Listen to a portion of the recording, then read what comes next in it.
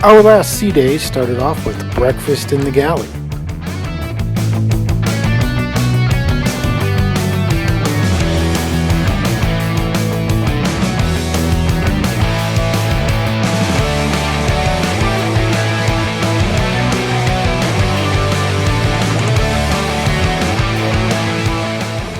We then moved on to shoot hoops at the basketball court.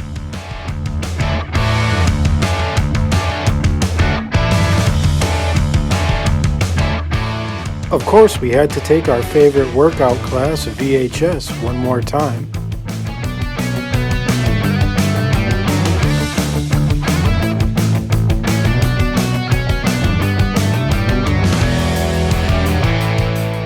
And who could pass up a stop at the arcade, especially when the games are free?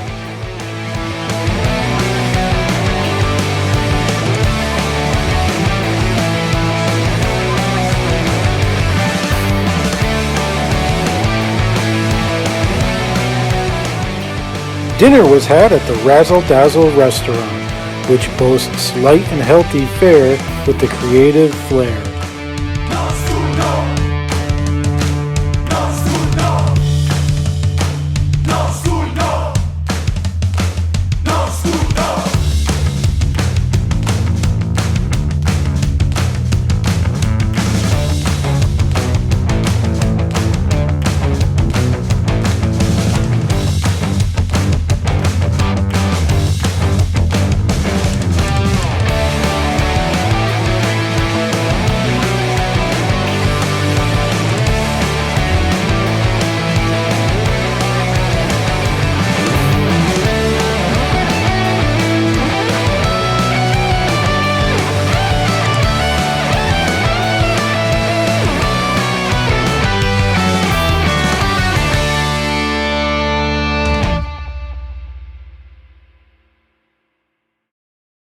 Scarlet Night is all about celebrating the color red, with various festivities all over the ship.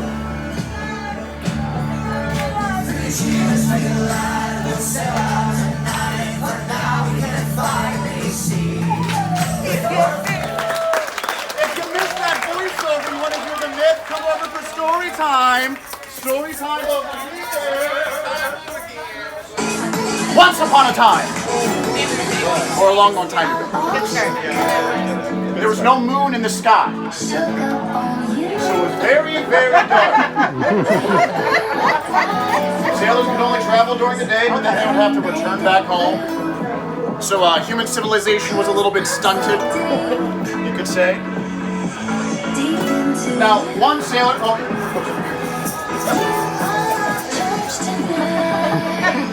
One sailor in particular got a little tired of this, and he happened to be something of an inventor himself. So he invented a lantern that could shine above and below the waters. So he takes his lantern and his little boat, and he goes out to the middle of the ocean. Now it's very dark, it's very eerie, kind of a spooky place, but he has his light to guide him. So he strips down to his skivvies.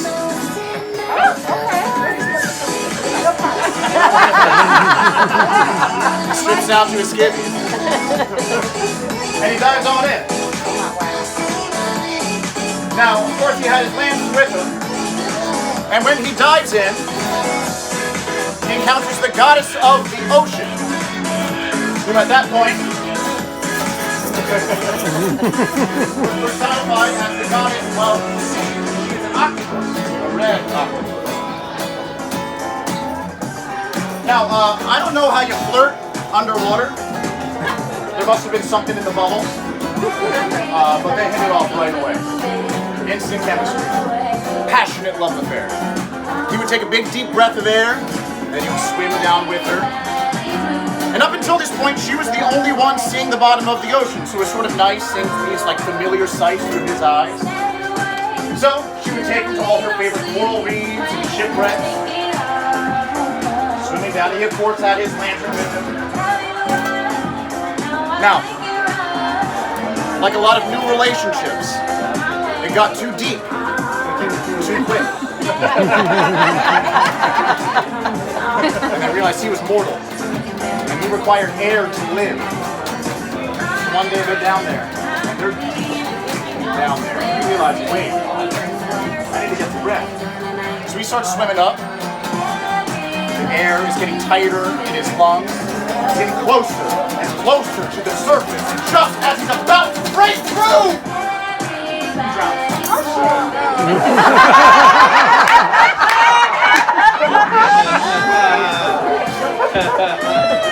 But just as the last few bubbles were leaving his mouth, the goddess of the sea gently wraps her tentacles around him, and using her goddess powers, places his soul up into the sky.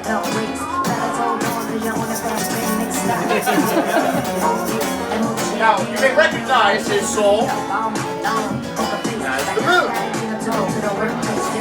which continues to guide our sailors to this day. Now, when his soul touched the sky turned red. Red. So we celebrate together on this scarlet night. And because a sailor was brave enough to dive on in, and an octopus was kind. So we invite you all to keep it red on this evening. If anyone asks you about the sailor and the octopus, now you know. So you can pass on this myth. So thank you all.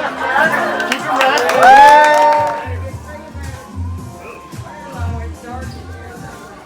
Keep passing it along. I'm going to keep explaining the rules. You weren't here earlier. You guys, as a wonderful sea of people, are going to hold up your fingers 1, 2, or 3 for how many words it is. You're going to tap on your forearm for how many syllables it is, and tug on your ear for sounds like. Okay? Don't make it too complicated, but we're going to have Rich Rock because we want to get her to guess the word. Alright? We're in this together. Everyone ready? Woo! Don't worry, we have your mind. I promise. Alright? 3, 2, 1, begin! Our voyage was one of the first sailings in the U.S. We found Scarlet Night to be a little unorganized, with a lot of downtime in between events. However, we have heard that the planning and organization has gotten a lot better. The karaoke contest was amazing. After hearing several people who got up and sang, me and Tiffany decided against it.